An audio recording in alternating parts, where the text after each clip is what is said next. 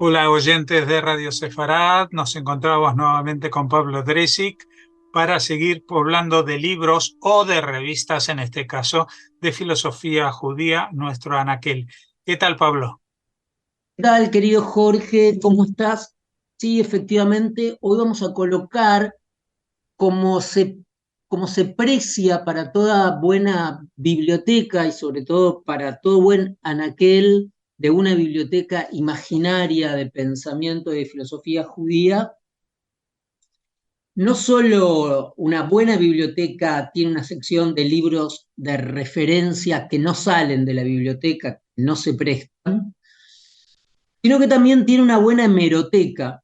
Y el campo del pensamiento judío está tan constituido por volúmenes como por revistas o publicaciones especializadas.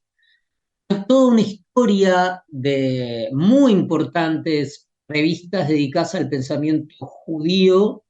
Alguna vez colocamos algún en versión española y hay publicaciones que aparecen desde hace 100 años sin estar discontinuadas, que mantienen referato, son muchas de esas revistas científicas que tienen un referato, que hay que enviar, que los colaboradores envían sus trabajos de manera anónima y son revisados y aceptados no por pares, por colegas, tienen un comité de revisión y de aceptación de los trabajos enviados.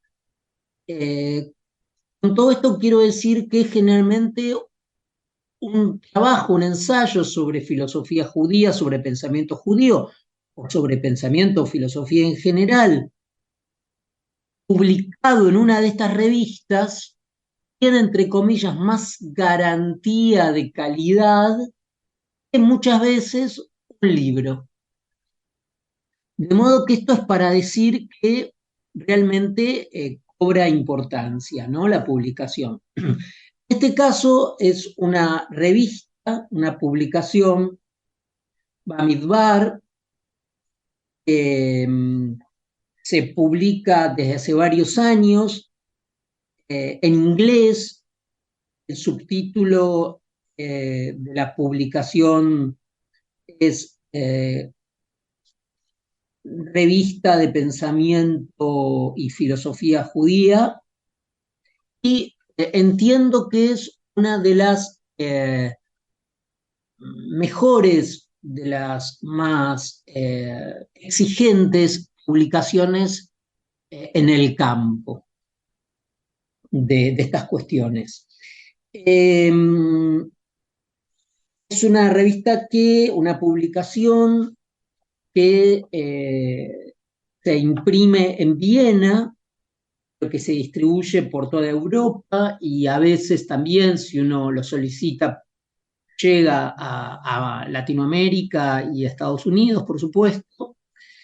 Tiene una periodicidad anual, o sea, es una revista que cuida mucho sus contenidos. Y en este caso vamos a hablar del último número de la revista, del casi recién publicado último número, que es el volumen 9 de Bamidbar. En este caso se le ha encomendado al profesor, estudioso, investigador de filosofía y que se ha dedicado sobre todo a la filosofía judeo-alemana, sobre todo a Spinoza, a Moses Mendelssohn, a Heine, sobre los que escribió varios libros importantes. Muchos de estos libros nosotros lo hemos colocado en nuestro anaquel, los hemos reseñado. Seguramente el oyente podrá encontrar en las etiquetas que se colocan abajo de la columna otros libros de nuestro autor, que es Billy Wetchel. Es un gran estudioso suizo de Zúrich, pero que da clases, tiene su cátedra justamente de filosofía judía y alemana en la Universidad de Toronto.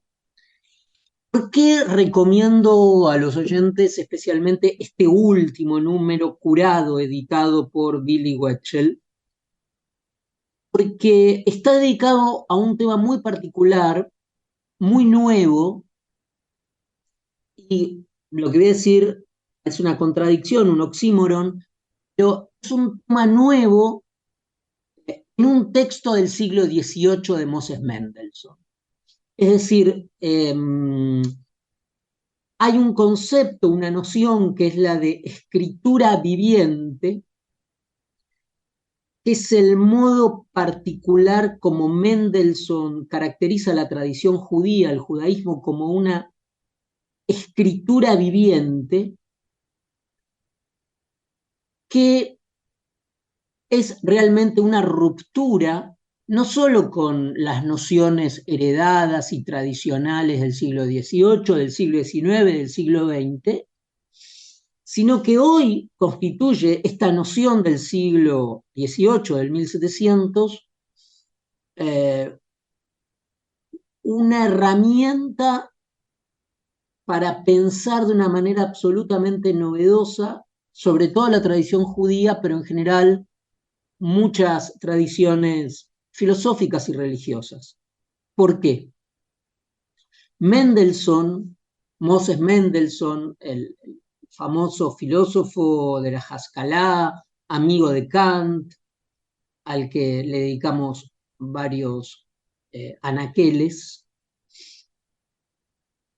acuña, forja en su libro Jerusalén, el libro más famoso de Moses Mendelssohn, que está publicado en español, es asequible, está editado por Editorial Antropos.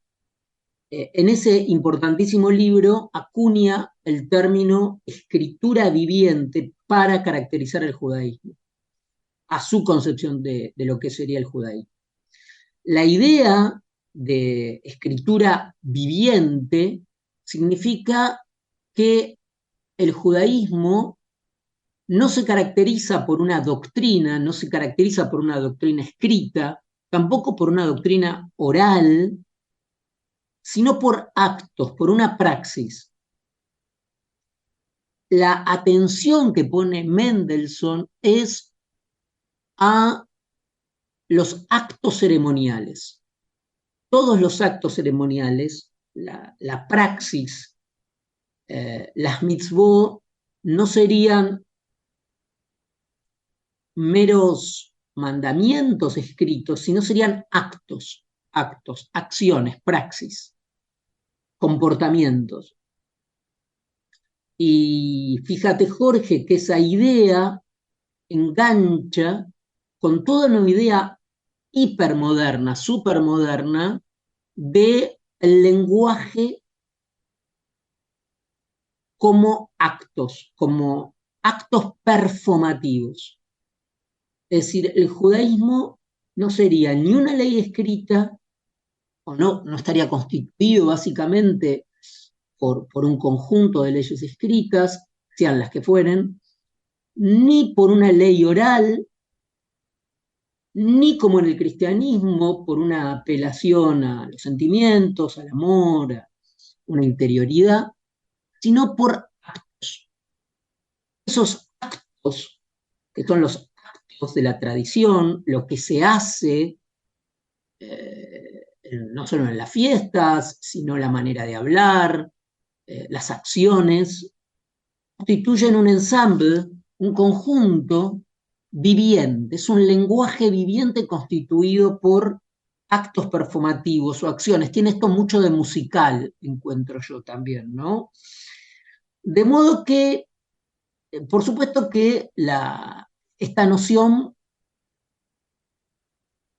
desde el siglo que la acuña, como dije, Mendelssohn, en diversos escritos, y sobre todo en su texto Jerusalén, pasó como desapercibida. En general se depositaba luz sobre la obra de Mendelssohn en otros aspectos, en muchos otros aspectos, la tolerancia, la división de la Iglesia y el Estado, la modernidad en el judaísmo, la apertura, incluso otras ideas estéticas, políticas. Pero esta idea ha sido en los últimos años recogida y es una idea francamente revolucionaria. Aparte viene a refrescar el ámbito de las concepciones donde se discutía el tema del judaísmo, ¿no? Si el judaísmo era una hermenéutica, si siempre, generalmente el umbral el que se había avanzado en el tema de la modernidad del judaísmo es que el judaísmo es una hermenéutica, una interpretación de un texto que siempre se renueva.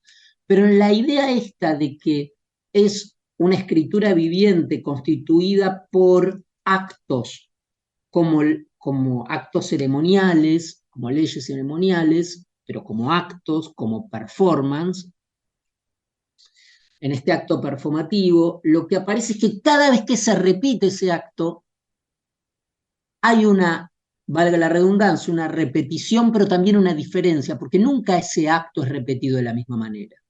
Con lo cual permite pensar la renovación y el mantenimiento de la tradición. Es una idea muy interesante para pensar ambas cosas. Finalmente contar, para terminar, cómo está constituido este volumen, esta publicación, esta revista. Primero hay una introducción del curador, el editor, esta vez es, como dije, Billy Goetschel. Luego hay un trabajo muy interesante de una filósofa muy interesante que se llama Grit George, o George, que es alemana, y que el trabajo de ella, su colaboración, lleva el título de La condición lingüística de la filosofía de Moses Mendelssohn. Luego hay un trabajo del propio Billy Goetschel que se llama Sentido y Traducción, la escritura viviente de Mendelssohn. Luego hay un trabajo del filósofo canadiense Robert Gibbs que se llama La escritura viviente y la ley.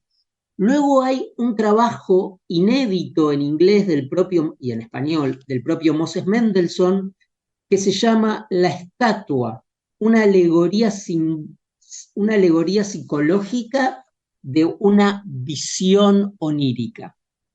Es un trabajo del propio Moses Mendelssohn, un pequeño trabajo, pero muy interesante, de un sueño, donde aparece toda esta idea de la escritura viviente. Y finalmente, quizás la perlita que trae el texto, la publicación, es un inédito en inglés y en español de Jacques Derrida, que fue un seminario, que aparece traducido, que fue un seminario que dio el filósofo francés en el año 86, precisamente sobre esta noción, ¿no? La dio entre el 86 y el 87.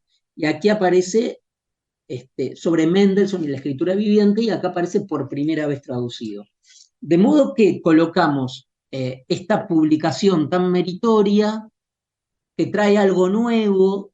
Uno siempre piensa que en estas cosas de las que hablamos no hay novedades, son meros trabajos de archivo y de reconstitución del pasado. Bueno, en este caso hay una noción muy, muy novedosa. Bueno, pues con estas recomendaciones vamos a seguir adelante con este recorrido por los libros y en este caso revistas también dedicados a la filosofía judía que nos recomienda Pablo Dreisig. Muchas gracias y hasta la próxima. A ti, Jorge.